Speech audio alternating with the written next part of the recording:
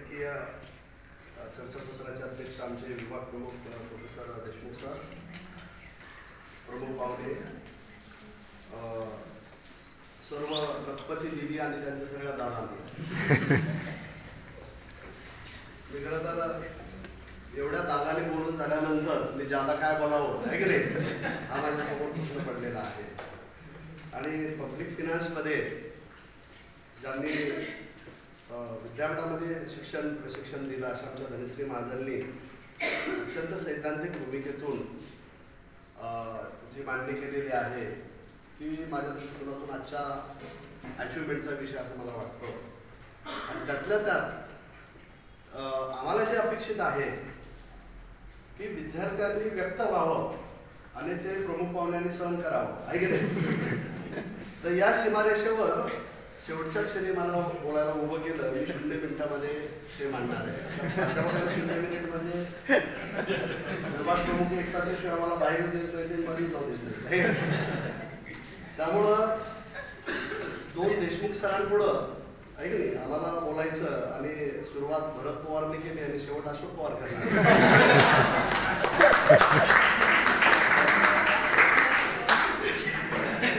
खरं मी अंदाजाचं पत्रक मांडण्यासाठी तुमच्यासमोर उभा नाही, कारण मांडायला बसलो तर दिवस जाईल आहे की नाही. एकदा असंच नाशिकच्या सभेमध्ये लोकमान्य टिळक अध्यक्ष होते आणि दादासाहेब खानविलकर आणि दादासाहेब रुपवते दोन्ही होते आणि दोघांची भाषणं एवढी वाढली दादाचे आणि दिदीचे की शेवटी अध्यक्ष टिळक होते. त्यांनी विचार केला की 2 दादांनी बोलून झाल्यानंतर नंतर टिळक उभा टाकले. टिळक सगळ्यांकडे पाहिलं आणि त्यांना वाटलं ते म्हणाले की इकडे दादासाहेब रुपवते आणि दादासाहेब खानविलकर या 2 दादांनी बोलून झाल्यानंतर हा बाळ गंगाधर टिळक काय बोलेल म्हणून मटकन खाली बसला. तसं काही बसणार नाही.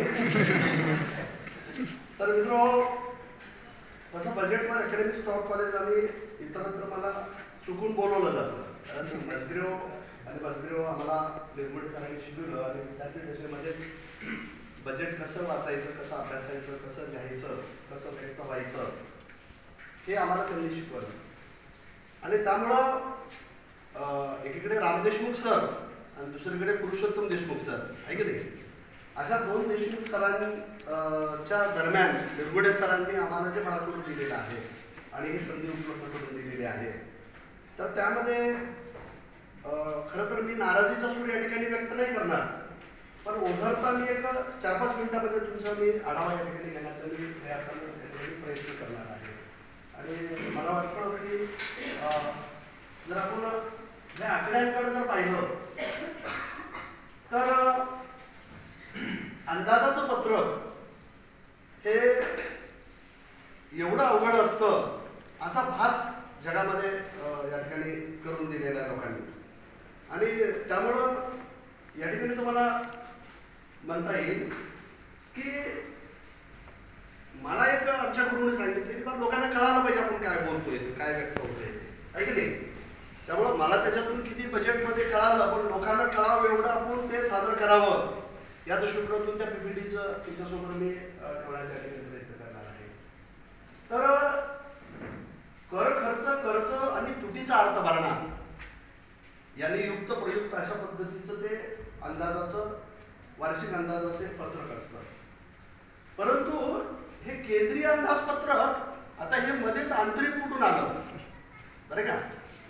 तर अंतरिम अंदाजपत्रक आणि रेग्युलर अंदाजपत्रक याच्यामध्ये प्रामुख्याने काय फरक असतो, तर निवडणुकीपूर्वी मांडला जाणारा अंदाजपत्रकाला आपण अंतरिम अंदाजपत्रक असं बोलतो. मध्येच मांडला गेलेला अंदाजपत्रकाला ज्याच्यामध्ये सर्वेचा वगैरे एक विषय या ठिकाणी नसतो, परंतु एक अभ्यास मंडळ त्यांनी करून त्याबाबत काही डेटा तो जर आपण पाहिला तर मागच्या सगळ्या अंदाजपत्रकातून आम्ही केलेला खर्च, अर्थव्यवस्थेमध्ये ओतलेला पैसा आणि त्याच्यातून आम्हाला जे काही साध्य झालेलं आहे आणि त्याच्यातला जो फरक आहे त्या फरकाचा संशोधनात्मक पातळीवर अभ्यास करून आर्थिक अहवाल या ठिकाणी बनवले जातात. आणि त्या आर्थिक सर्वेक्षणाच्या अहवालातून ज्या फॅक्ट्स येतात त्या फॅक्ट्स बेस वर प्रामुख्यानं अंदाजपत्रकाचे उद्दिष्ट निश्चित होत असतात आणि त्या उद्दिष्टाच्या अनुषंगानं आम्हाला पुढच्या वार्षिक काळामध्ये येणारा पैसा आणि जाणारा पैसा, उत्पन्न आणि खर्च याचा ताळेबंद मांडण्याचा या ठिकाणी प्रयत्न केला जातो. आणि उत्पन्न कमी पडलं तर आपण कर्ज काढत असतो, आहे की नाही, किंवा तुटीचा अर्थपणा साजरा करत असतो. म्हणजे कर, खर्च, कर्ज आणि तुटीचा अर्थपणा हे 4 मुख्य भाग, पिलर्स ह्या अंदाजपत्रकाचे असतात. असं जरी आपण मानलं तरी मला वाटतं ते चुकीचं ठरणार नाही. मी थोडक्यात तुम्हाला या ठिकाणी सांगेन की आमच्याकडे येणारा पैसा कुठून येतोय. तर येणारा पैसा केंद्रीय राजस्व आणि व्यय जर आपण म्हणत असतो, उत्पन्न आणि खर्च, तर यामध्ये चित्र अत्यंत स्पष्ट आहे की आमच्याकडे जो रुपया जो येणारा आहे तर तो कुठून येणार आहे. मग कर माध्यमातून आणि करेत्तर माध्यमातून येणारा जो पैसा आहे, म्हणजे ज्यांच्यावर लादला जातो त्याला तो भरावा लागतो, मजगिरावर जर आपण म्हणालो, आहे की नाही, आणि ज्याच्यावर एकावर लादला जातो आणि भरावा लागतो मात्र दुसऱ्यालाच, ग्राहकाला, आहे की नाही, तर त्याला आपण अप्रत्यक्ष करापासून म्हणत असतो. प्रत्यक्ष आणि अप्रत्यक्ष कराचं सैद्धांतिक पातळीवर, मजगिरावच्या पातळीवर, लिंडालच्या पातळीवर किंवा वेगवेगळ्या ज्या थेरीज आहेत त्याच्या माध्यमातून जर आपण ते सगळं पाहिलं तर एक वेगळा भूमिका. पण भारताच्या परिप्रेक्षीमध्ये आपण जर या ठिकाणी पाहिलं, लोकसंख्येच्या आणि त्याच्या वाढीचा आणि डेमोग्राफिक डिव्हिडंड वगैरे वगैरे, दारिद्र्य, सार्वजनिक खर्च, सर्वसमावेशक विकासन, सततचा विकासन, चिरंतन विकासन, टिकाऊ विकासन, काही अशा बरेच काही गोष्टी, संकल्पना आमच्याकडे बजेटमध्ये आम्हाला ऐकायला मिळतात. परंतु जो येणारा पैसा आहे तो कुठून येतो एवढं जरी मुलांना कळालं तर इकडून पैसा तो येतो. आणि मग सरांनी आपल्याला सांगितलं होतं, पवार सरांनी, माझं मॅडमनी आणि इतरांनी, किंवा पैसा इकडून येतो मग तिकडे आपण वळावं, आहे की नाही. म्हणजे या अंदाजपत्रकातून सरांकडून तुम्हाला, देशमुख सरांकडून रोजगार मिळेल की नाही मिळेल याची मला कल्पना आहे. तुम्हाला नसेल तर मला माहित आहे की नाही. त्यांनी रोजगार दिला ते उदाहरण सांगितलं की विद्यापीठाच्या गेटला जा, तिथं ते तुमचं पाठी लावलेलं ते गाडा दिसेल, त्याला मी रोजगार दिले 10,000 रुपये, बरं का. म्हणजे ही रोजगाराची जी हमी आहे ती कोणत्या माध्यमातून तुम्हाला मिळाली एवढं जरी अर्थशास्त्राच्या विद्यार्थ्याला जर कळालं तर सोप्याला अवघड करून सांगणारं शास्त्र म्हणजे अर्थशास्त्र म्हटलं जातं. परंतु अवघडाला सोपं करणारं शास्त्र म्हणजे देखील अर्थशास्त्र आहे, हे देखील आपल्याला काय करता येतं, म्हणता येतं. मी गमती जमती काही आमच्या गुरूंकडून कळालं. म्हणजे निर्गुणे सर फार मिश्किल असायचे, आहे की नाही. त्यांनी मला सगळ्या, ते म्हणाले की तू एक अंदाजपत्रक असं पाहू नको, मागचे बरेच अंदाजपत्रकाचे सगळे लेखोशोख पहा, उत्पन्न आणि कर. लहान लेकरू देखील ते अंदाजपत्रक सादर करेल एवढ्या त्याच्यात गमती जमती सरांनी त्या ठिकाणी सांगितलं. आणि म्हणून मला कळालं आणि हे तर फार सोपं आहे म्हणजे, आहे की नाही. परंतु ते आम्ही आवड करून सांगतो, कारण कळालं नाही म्हणजे लोकांना कळालं की ते आम्हाला पुढचं सरकार आहे की नाही. मग सरकार हे असो किती असो, गमतीचा भाग सोडून द्या. परंतु वस्तुस्थिती अशी आहे की आम्ही कराच्या माध्यमातून मिळवलेला पैसा हा एम्प्लॉयमेंट ओरिएंटेड योजनांसाठी, याच्यासाठी, स्कीमसाठी खर्च करतो का. खर्च करतो तर त्याच ज्या कारणासाठी पैसा दिला जातो त्या ठिकाणी तो खर्च केला जातो का, बरं का. आणि तसं जर झालं तर येणारा पैसा, केलेल्या योजना, त्याच्यातले लिंकेजेस आम्ही कमी करून जर अर्थव्यवस्थेला उभारी देता आली, बरं का, किंवा इको जनरेशनला आम्ही उभारी देता आली तर राष्ट्राचं उत्पन्न वाढेल. परंतु राष्ट्राचं उत्पन्न वाढत असताना नुसतं जीडीपी वाढून चालणार नाही. जीडीपी वाढतोय, कमी होतोय, जास्त होतोय, ठीक आहे, परंतु नुसतं जीडीपी वाढून चालणार नाही तर मानव विकास देखील झाला पाहिजे, ह्युमन डेव्हलपमेंट देखील झाला पाहिजे, बरोबर की नाही. हे देखील आपण या ठिकाणी शिकतो. म्हणून जगाकडे आता नुसतं उत्पन्न म्हणून, दरडोई उत्पन्न म्हणून, राष्ट्रीय उत्पन्न म्हणून हे तर पाहिलंच जातं, पण ह्या संकल्पना थोड्याशा आता दुसरं चाललेल्या आहेत. त्यामुळे खऱ्या अर्थानं अंदाजपत्रकातून आम्ही जर सर्वसमावेशक विकासाची कास धरली आणि आम्हाला जर पुढे जाता आलं तर मला वाटतं अंदाजपत्रकातून आपण काहीतरी शिकलो, सरकारने काहीतरी शिकलं असा त्याच्यातला काय येतो, आपल्याला काही बाब आपल्याला लक्षात द्यायला काय होते, मदत होते. आता तुम्हाला माहित असेल की जे उधारावर अन्य देयता आहे ज्याला आपण म्हणत असतो, उधारीचं जे देणं आहे, म्हणजे कर्जाचं व्याज देण्यासाठी आम्हाला कर्ज काढावं लागतं. म्हणजे भारताच्या परिस्थितीचं विधान म्हणजे निराशात्मक दृष्टिकोन मांडणार नाही, कारण माझं मॅडमने ज्या सैद्धांतिक भूमिकेतून विद्यार्थी निराशात्मक भूमिकेतून मांडू शकतात, ते तरुण वय त्यांचं असतं, आहे की नाही. आता वयाची अनुभवाची 30शी ओलांडली, आहे की नाही, 29शी मॅडमनी 29 आणि मी 28, आहे की नाही. तर निराशेच्या गर्दीमध्ये आम्हाला तुम्हाला टाकायचं नाहीये. परंतु याच्यात आशेचा किरण जर आपण पाहिला तर या ठिकाणी आपल्याला दिसलं की अर्थव्यवस्था बिकट परिस्थितीमध्ये काय मार्गक्रमण करते. कारण भारताने एवढं कर्ज काढलेलं आहे, म्हणजे मागच्या कर्जाचा आकडा जर आपण पाहिला तर 14च्या नंतर 15 कर्ज आपण काढलेलं आहे. 15 काढलेलं कर्ज त्याची गुंतवणूक आम्ही कोणत्या कारणासाठी केलेली आहे. म्हणजे लखपती दिदींना लखपती करत असताना दादांकडे दुर्लक्ष केलं असा आपण आरोप करू शकतो. बहिणीसोबत भाऊ असतोच की हो, आहे की नाही, बरोबर आहे की नाही. जसं मानलं तर नाही म्हणलं तर काहीच नाही की, बरोबर आहे की नाही, कुटुंब भावनेतून, बरोबर की नाही. आणि त्यामुळे मुलांना मी वर्गात बसत असताना म्हणत असतो की तुम्ही वर्गामध्ये थोडा कुटुंब भावनेतून पाहायचा, आहे की नाही, व्यापक भूमिकेतून या ठिकाणी पाहायचा. आणि म्हणून ही बाब आपण काय पाहिजे. आणि म्हणून आयकर 19 पैसे, जीएसटी 18, निगम 17, प्राप्त्या, हा सगळा जर लेखाजोखा आपण या ठिकाणी पाहिलं, आर्थिक सहाय्यता म्हणजे सहाय्यक अनुदाने, पूरक अनुदाने, आहे की नाही, विशेष अनुदाने, असा सगळा प्रकार त्याच्यामध्ये आपल्याला या ठिकाणी दिसतं. आणि याच्यामधून पैसा कुठून आला, कसा आला, हे चित्र या ठिकाणी आपल्याला काय दिसतं. या ठिकाणी ज्या गमतीच्या तुम्हाला सांगितलेलं होत्या, आहे की नाही, तर ते आपल्याला सिद्ध करता आलं पाहिजे. मला निरगुडे सरांनी सांगितलं होते की मागचं बजेट जर आपण पाहिलं 22-23 प्रस्तावित असो की अनुमानित असो, बरोबर की ज्याला आपण म्हणतो, किंवा प्रेझेंट असलेला असो किंवा संशोधित असो, तर या ठिकाणी तुम्हाला माहिती आहे की 2022-23 जे वास्तविक चित्र आहे, बरं का, मी यासाठी तुम्हाला सांगतो की किती सोपं आहे ते मांडायला बसतो होतं, बरोबर की नाही. तर 22-83-206, बरं का, सगळे आकडे कोटीमध्ये आहेत, प्रत्येक वेळेस मी म्हणणार नाही. 23 वरून ते 26 वर गेलेला कितीने वाढ केलेली आहे, 3ने वाढ केलेली आहे. 26 आणखी तो 26-99 वर वाढ केलेली आहे, नंतर 33 वर गेलेला आहे, बरं का. असे सगळे जर आपण आकडे या ठिकाणी पाहिले तर या देशाचे अर्थमंत्री तुम्हाला व्हायला काय आहे, घरगुती अर्थमंत्री व्हायला काय आहे, या ठिकाणी वाव आहे, समजून घ्यायला. बरं का, सगळेच होणार नाही असं नाही. आता एवढ्या लोकांनी आज अंदाजपत्रक म्हटलं काय, सगळे जर अर्थमंत्री थोडे आहेत, पण आपल्या वर्गापुरते तरी तुम्ही अर्थमंत्री आहात, बरोबर की. आणि हे चित्र या ठिकाणी आपण काय केलं पाहिजे, लक्षात या ठिकाणी गेलं पाहिजे. थोडं मी पुढे जातो की आम्ही कशा कशावर या ठिकाणी पैसा खर्च करतो. सगळ्यांनी वेगवेगळ्या अंगातून त्याला पाहिला, हत्तीला, आहे की नाही, की कोणी शेपटीला पाहिलं, कोणीला पायाला पाहिलं, तर हत्ती आपला हत्तीच असतो. ज्या वेळेला लावला तर हत्ती. तसं विद्यार्थ्यांनी सांगितलं तुम्ही एक एक भाग घेऊन ते करा, छान ते मुलांनी मांडलं ते, आहे की नाही. परत मला आणून दाखवलं नाही काय केलं ते, पण इथंच कळालं म्हणजे, आहे की नाही. त्यामुळे माझा भार हलका केला, आमचा भार हलका केला. तुम्हाला माहिती असेल की पेन्शनवर, रक्षावर, तुम्हाला माहिती असेल की या देशामध्ये सर्वाधिक खर्च हा प्रामुख्याने संरक्षणावर केला जातो. नंतर रस्ते, वाहतूक वगैरे याच्यावर केला जातो. कधी कधी गमतीने म्हणत असतो, देशाच्या पंतप्रधानांच्या मोदी साहेबांना जरूर असू द्या, परंतु जनाच्या मनाचे, विकासाच्या मनाचे पंतप्रधानांचे गडकरी साहेबच आहे की नाही. कारण त्यांनी जो त्याच्या क्षेत्रातला कामाचा जो आवाका आहे महाराष्ट्रामध्ये, तो त्यांनी पक्ष कुठलेही असो, आहे की नाही, परंतु त्यांच्या विकासात्मक कामाचा जर आपण एकंदरीत आवाका जर लक्षात घेतला तर मला माझं आकडे जर बरोबर असेल, संशोधित नाणं त्याच्यातला फरक मला कळाला असेल किंवा कळाला नसेल तर तो दुरुस्त करा तुम्ही.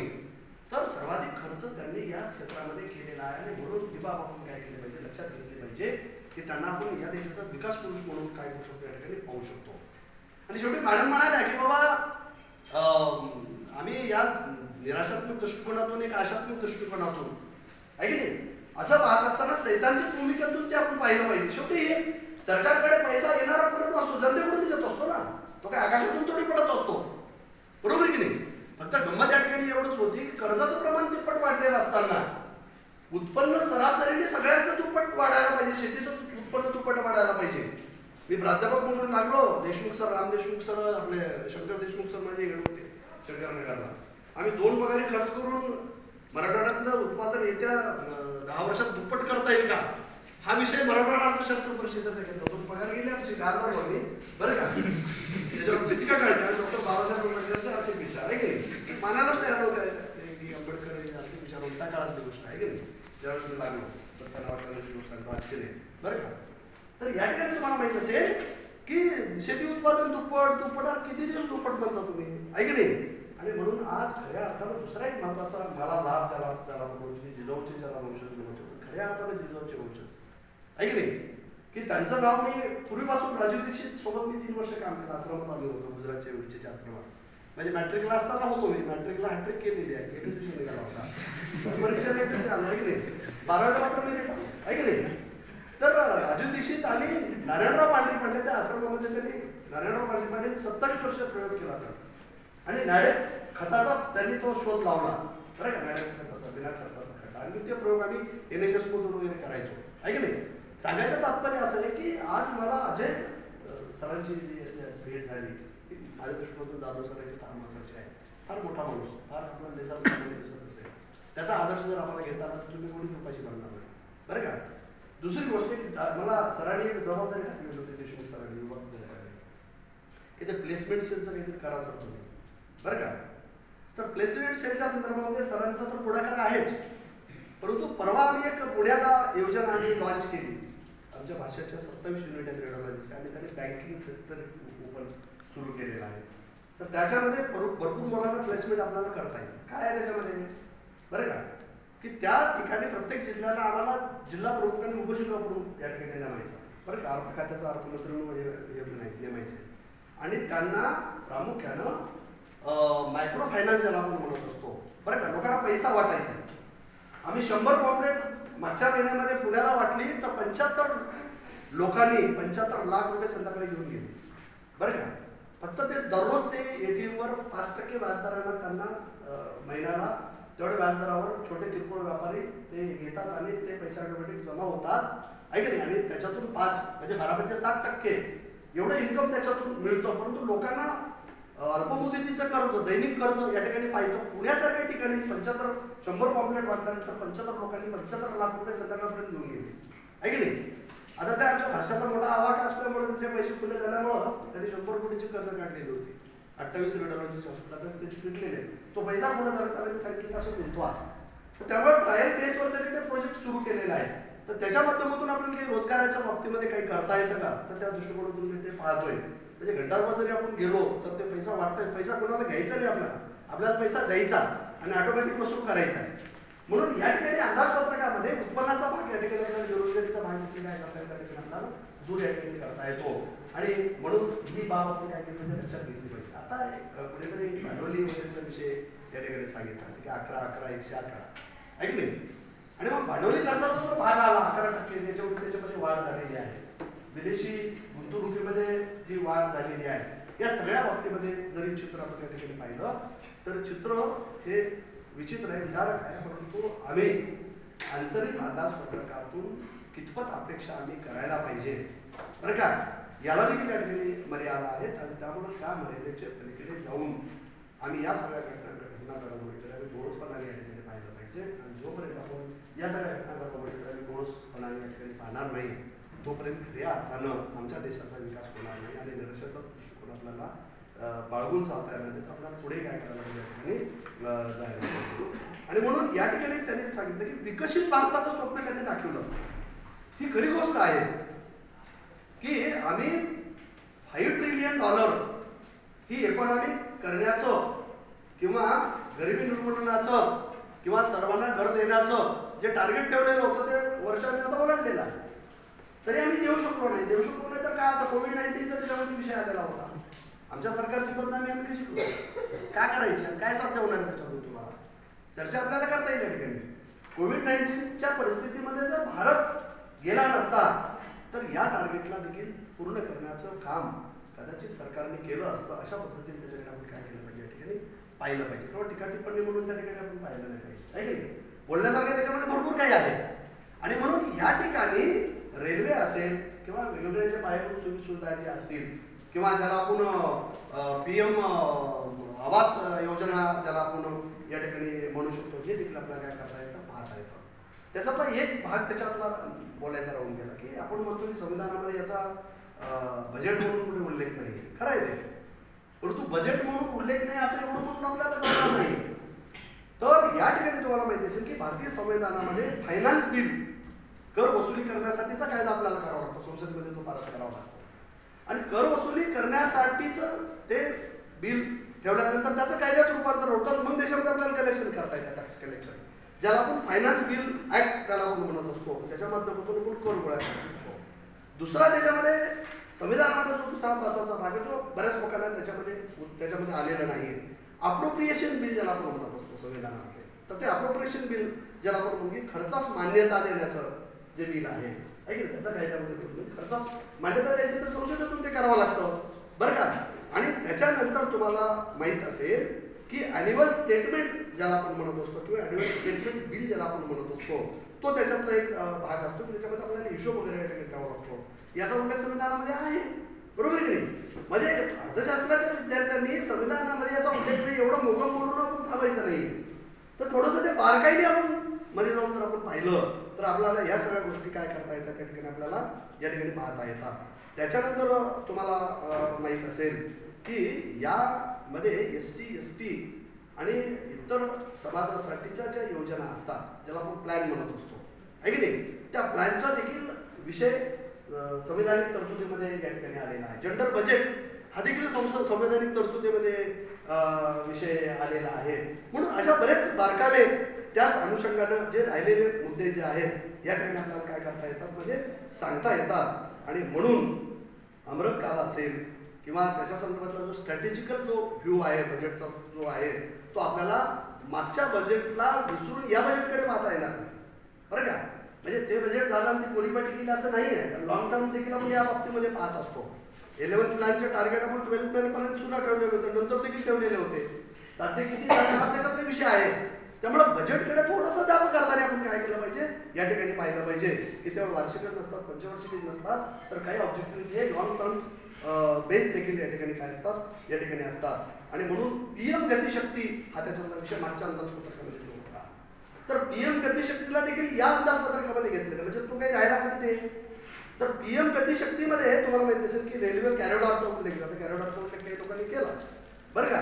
तर त्याच्यामध्ये ऊर्जा असेल खनिज असेल किंवा सिमेंट असेल आहे की नाही या संदर्भामध्ये काही बंदर असतील वाहतूक असतील हे जे त्याचे स्रोत आहेत तर त्याचा विकास करून बंदराचा ज्याला आपण ग्रीन बेल्ट ज्याला आपण म्हणत असतो ग्रीन डेव्हलपमेंट झोन ज्याला आपण म्हणत असतो समुद्राच्या कॉर्नरला जे काही हे जी असणारी संपत्ती जी आहे त्या संपत्ती जसं जाधव सरांनी आपल्याला या ठिकाणी सांगितलं ते पाणी नुसतं पाणी नसतं तर त्याच्यामध्ये बरेच घटक असतात बरोबर की नाही. आणि म्हणून त्याचाही विकास करण्याच्या संदर्भामध्ये शासनाने प्लॅन केलेला आहे बरं का. याच्याकडे देखील आपण थोडंसं डोळसपणाने या ठिकाणी काय केलं पाहिजे या ठिकाणी पाहिलं पाहिजे. आणि म्हणून लॉजिस्टिक ज्याला आपण म्हणत असतो तर या बाबतीमध्ये देखील आपल्याला काय करता येतं पाहता येतं की वंदे मातरम ज्याला आपण म्हणत असतो बरं का. तर वंदे मातरमच्या मानकानुसार आता अलीकडच्या काळामध्ये शासनाने घोषणा केलेली आहे की 40,000 बोगीज जोडू बरं का. आता त्या नव्या जोडून की जुन्या मोडून त्याला भंगारचं त्याला वितळून जोडू आणि पुढच्या 5 वर्षात जोडू आहे की नाही. म्हणजे तो वर्षाचा म्हणजे कॉमेंट्स करायची ती सुदृढ असली पाहिजे. उगाच आम्ही काहीतरी म्हणजे काही असं केलं विधान म्हणून नाही म्हणत उगा निराशेचं सूर शेवटचं भाषण असल्यामुळे मुलांचं थोडं निराशेचं सूर असू शकतो आहे की नाही. तर या ठिकाणी तुम्हाला माहिती असेल की पुढच्या 5 वर्षामध्ये आम्ही 40,000 बोगी आहे की नाही आम्ही काय करू तयार करू. म्हणजे पुढची सरकारच्या वेळेस आम्हाला निवडून आणा अशा पद्धतीची व्यवस्था सरकारने केली त्यात काय वाईट आहे की नाही.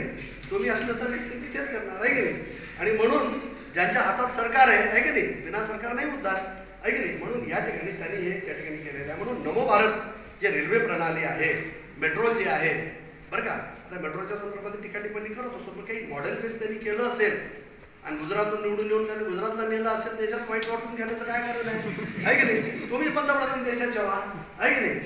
तुम्हीच कशाला टीका टिप्पणी करता आहे की नाही.